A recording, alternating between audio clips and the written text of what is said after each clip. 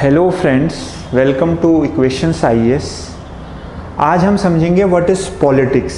ये जो टर्म है पॉलिटिक्स, इसका क्या मीनिंग है, इस टर्म का क्या ओरिजिन है।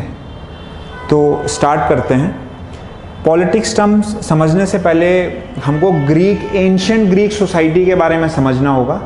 एंशिएंट ग्रीस का वो पीरियड है जो अराउंड 400 बीसी उसके अराउंड का पीरियड है। तो उधर की जो ग्रीक सोसाइटी थी उनके बारे में हमको पहले समझना होगा ताकि हम समझ पाएँ कि पॉलिटिक्स जो वर्ड है वो कहाँ से आया, उसका क्या मीनिंग है। तो ग्रीस की अभी जो मॉडर्न लोकेशन है वो यूरोप में, ईस्टर्न यूरोप की एक कंट्री है। ये आपका ग्रीक है और ये अपनी मैरीटाइम बॉर्डर टर्की के साथ शेयर करता है। ग्रीस की अभी राजधानी जो है एथेंस है और ये एक बहुत फेमस पेनिनसुला है, पेलोपोनीस पेनिनसुला, जो ग्रीस में है। एंशिएंट ग्रीस में एक्चुअली जो अभी जो ग्रीस है उनकी एक गवर्नमेंट है, एक गवर्नमेंट पूरे ग्रीस में है। लेकिन एंशिएंट ग्रीस में हर सिटी की अपनी एक अलग गवर्नमेंट हुआ करती थी जो दूसरी गवर्नमेंट से इंडिपेंडेंट थी। ग्रीक में उनकी लैंग्वेज सेम थी, जो ग्रीक भाषा है, कुछ कल्चर उनके सेम थे। जैसे वो जितने भी ग्रीक सिटी स्टेट्स थे वो पॉलीथीज्म में बिलीव करते थे, मैनी गॉड्स में वो बिलीव करते थे और उनकी लैंग्वेज सेम थी, कल्चर काफ़ी सेम था। लेकिन गवर्नमेंट हर जगह इंडिपेंडेंट थी। और ये क्यों था? क्योंकि ग्रीस में कई सारे अभी भी नेचुरल बैरियर्स हैं, माउंटेन्स हैं, सीज हैं, कई सारे स्मॉल आइलैंड्स हैं। तो इसके कारण कम्युनिटीज़ जो एक सिटी के अराउंड थी वो अपना एक इंडिपेंडेंट गवर्नमेंट वगैरह डेवलप कर पाई। उनका अपना गवर्नमेंट था, मनी, लॉ, जो सराउंडिंग टेरिटरी थी उसको हिंटरलैंड कहा जाता था। जैसे आप एथेंस है, उसको जो टेरिटरी थोड़ी बहुत सराउंड करती है जो एथेंस के ही कंट्रोल में आती है उसको हिंटरलैंड बोलते थे। अभी भी आप देखिए टर्म यूज होता है हिंटरलैंड। और जो ग्रीक की सिटी स्टेट्स थे, इनकी जो सिटी की पॉपुलेशन थी वो ऑन एवरेज अराउंड 50,000 थी। तो अब थोड़ा और आगे देखते हैं कि इनकी सोसाइटी के बारे में देखते हैं। तो ये जो ग्रीक के सिटी स्टेट्स थे, हर सिटी की अपनी एक गवर्नमेंट थी, उसको सिटी स्टेट बोला जाता था। तो उनके बीच काफ़ी सारी चीज़ें, जैसे हमने अभी देखा कि कॉमन थी, जैसे लैंग्वेज उनकी सेम थी, जो गॉड्स वो वर्शिप करते थे वो मोस्टली सेम थे, उनके कस्टम्स जो थे वो काफ़ी ज़्यादा सेम थे और अपने साथ उनके ट्रेड भी हुआ करते थे जो ग्रीक सिटी स्टेट्स थे। अगर कोई फॉरेन पावर उन ग्रीक सिटी स्टेट्स को पे हमला करती थी या अटैक करती थी तो वो कई बार साथ आके उस अटैक को रिपेल भी करते थे। देखिए जो एंशिएंट टाइम में ग्रीको पर्शियन वॉर हुई है, पर्शिया जो है वो आज का ईरान है, तो उस समय जो पर्शियन एम्पायर हुआ करता था, खासकर एक मिनट एम्पायर था इधर, तो उनकी वॉर्स ग्रीक्स के साथ चलती रहती थी। इनके राजा का नाम जैसे साइरस करके एक राजा थे उस समय। अभी जो पर्शिया है, जो आज का ईरान है, वहाँ का जो रिलीजन है, मेजॉरिटी रिलीजन वो शिया इस्लाम है। लेकिन 400 बीसी के अराउंड जो वहाँ का रिलीजन था, 400-500 बीसी के अराउंड, वो ज़ोरोआस्ट्रियनिज्म था, जो पारसी धर्म है, वो वहाँ का धर्म था पर्शिया का। और उनकी कई टेरिटोरियल क्लैशेस, टेरिटरी को लेके वॉर्स हुआ करती थी ग्रीस के साथ। तो इसमें ग्रीस के सारे स्टेट्स आके उस वॉर को भी रिपेल करते थे। भले ही जो सारे ग्रीक स्टेट्स थे हमने देखा वो इंडिपेंडेंट थे, लेकिन वो साथ भी आया करते थे कभी किसी वॉर को रिपेल करने के लिए। फिर उनके बीच में भी कुछ कुछ इंपॉर्टेंट वॉर्स हुई हैं। जैसे अगर हम यहाँ देखें तो एक पेलोपोनेशियन वॉर थी जो स्पार्टा और एथेंस के बीच हुई थी। स्पार्टा और एथेंस दो बहुत इंपॉर्टेंट सिटी स्टेट्स थे ग्रीक में। एथेंस जो था वो डेमोक्रेसी था, स्पार्टा एक मोनार्की था। उनके बीच भी वॉर हुई थी, वो पेलोपोनेशियन वॉर्स थी। तो आपस में भी इनकी वॉर हुआ करती थी। अब थोड़ा हम ग्रीक सोसाइटी के बारे में देखते हैं। तो ग्रीक सोसाइटी में काफ़ी सारे डिविजन्स थे। जैसे हमने बात की एथेंस की, तो एथेंस जो था वो डेमोक्रेसी था, लेकिन वहाँ जो डेमोक्रेसी के राइट्स थे वो बस मेल सिटीजन्स के पास थे। जो लेबरर्स थे, विमेन थी या जो फॉरेनर्स थे, उन पे ये पावर नहीं थी डेमोक्रेसी में पार्टिसिपेट करने की। उनको सिटीजन भी नहीं बोला जाता था। तो सिटीजन्स ग्रीस में वो लोग थे जो डेमोक्रेसी में पार्टिसिपेट कर पाते थे। वो एथेंस की, आप मान के चलिए एथेंस की जो 10% पॉपुलेशन थी बस वही लोग उस डेमोक्रेसी के पार्ट थे। इंडिया में एक एग्जांपल आता है, जैसे इंडिया में बात की जाती है, कुछ गणराज्य करके हुआ करते थे, जैसे लिच्छवी थी, वैशाली था। लगभग उसी तरीके से यहाँ भी जो राइट्स दिए गए थे लोगों को डेमोक्रेसी में पार्टिसिपेट करने के, वोट करने के, वो काफ़ी लिमिटेड थे। वो बस एडल्ट मेल सिटीजन्स के पास ही वो राइट्स थे। तो इसमें कुछ कैटेगरीज बताई गई हैं, जैसे मेल सिटीजन्स थे, कुछ सेमी फ्री लेबरर्स थे।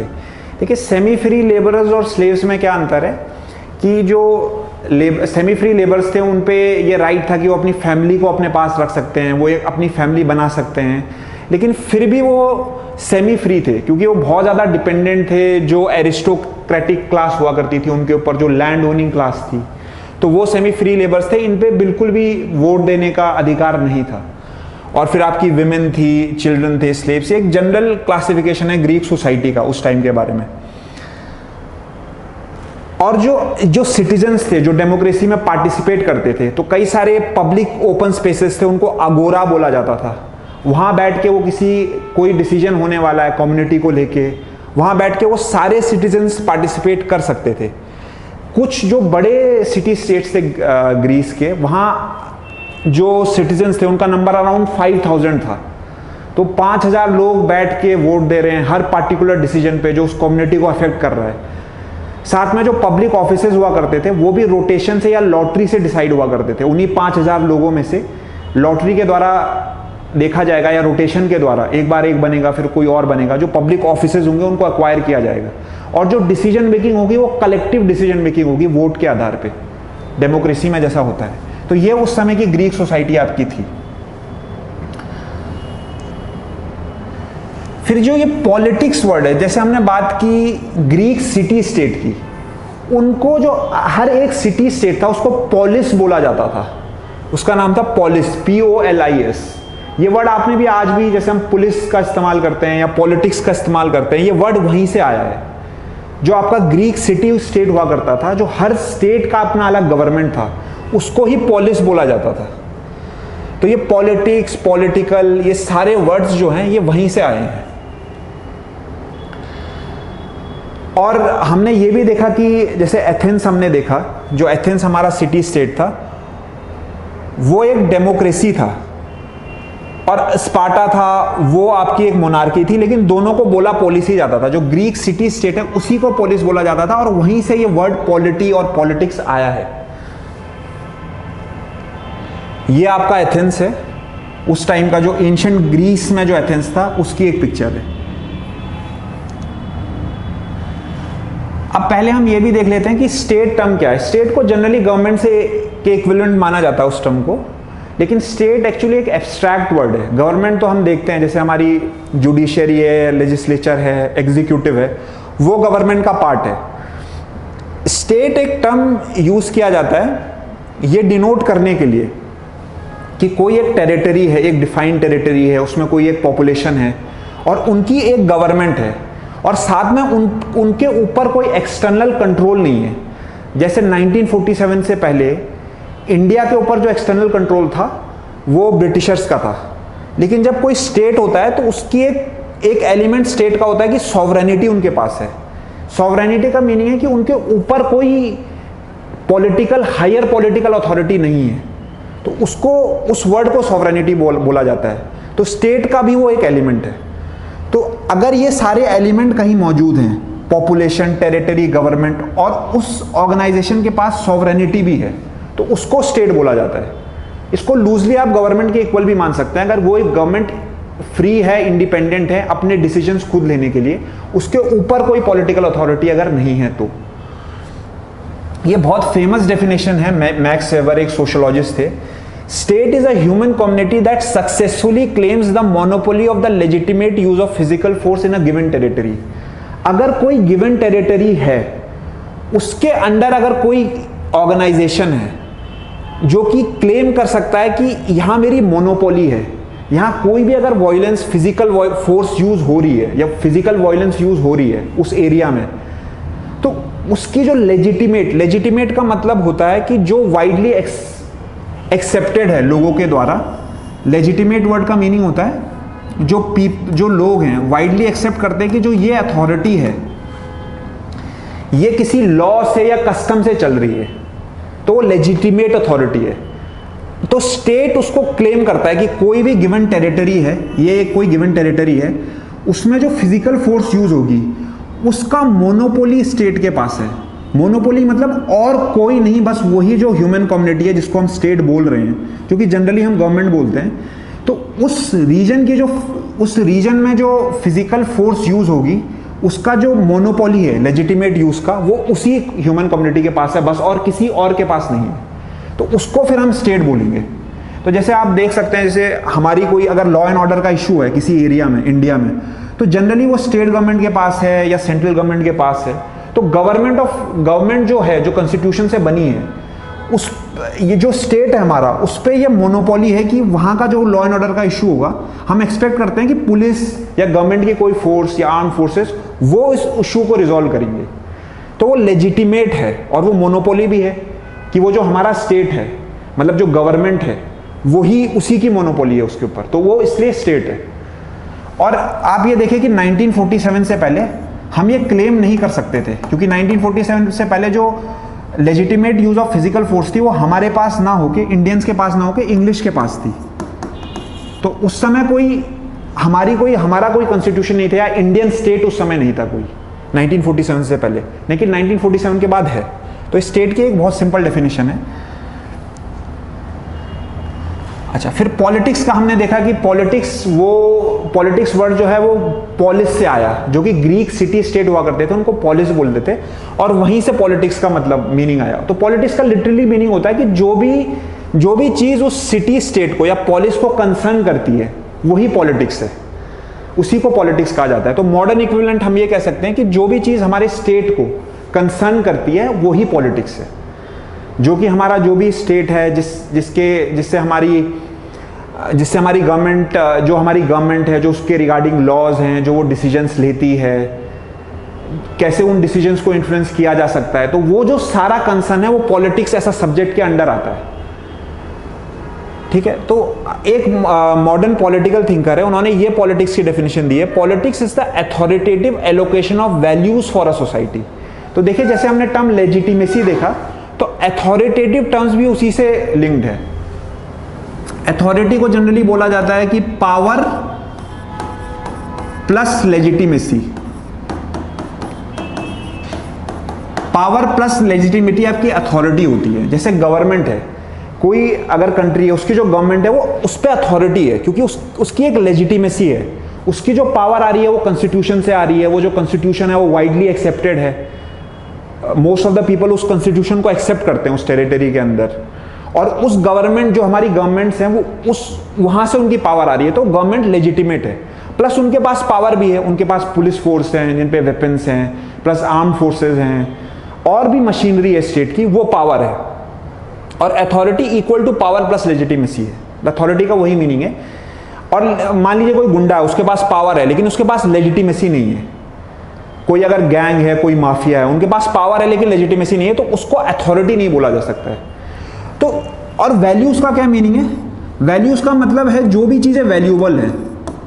जैसे हम आज के कंटेक्स्ट में देखें तो कई लोग क्या कहते हैं कि गवर्नमेंट जॉब्स हैं वो वैल्यूएबल हैं, या गवर्नमेंट का टैक्स का रेवेन्यू है वो वैल्यूएबल है। तो जो भी वैल्यूएबल चीजें हैं सोसाइटी में, या कोई टाइटल्स हैं, अवार्ड्स हैं, वो भी वैल्यूएबल है।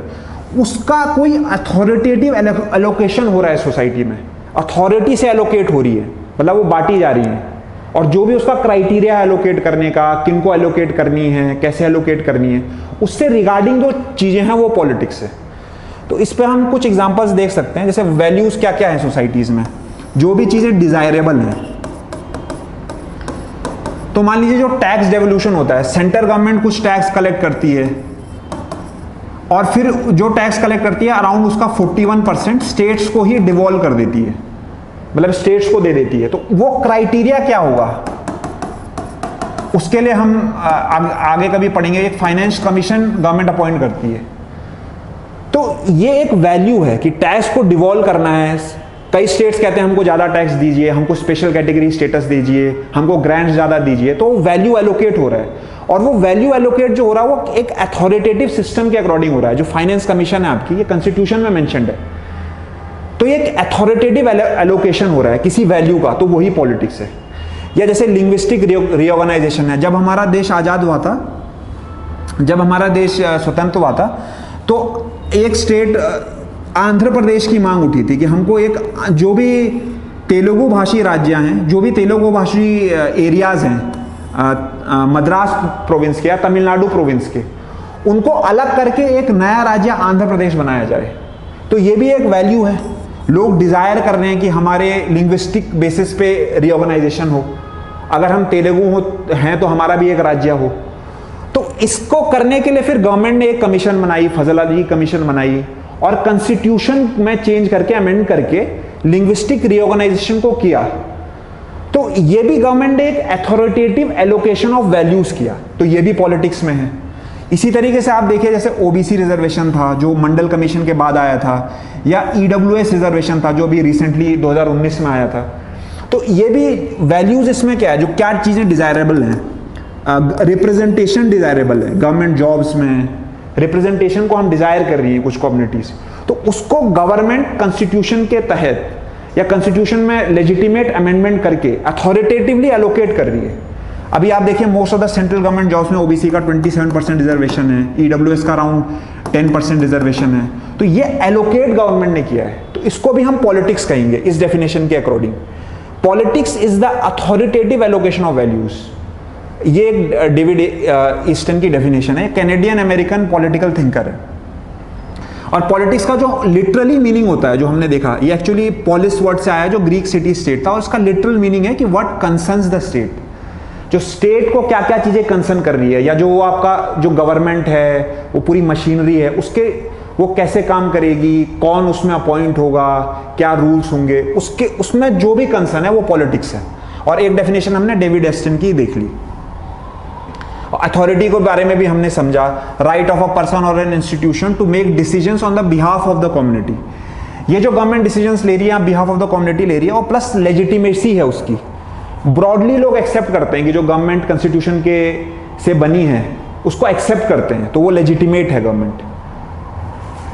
तो ये भी हमने देखा।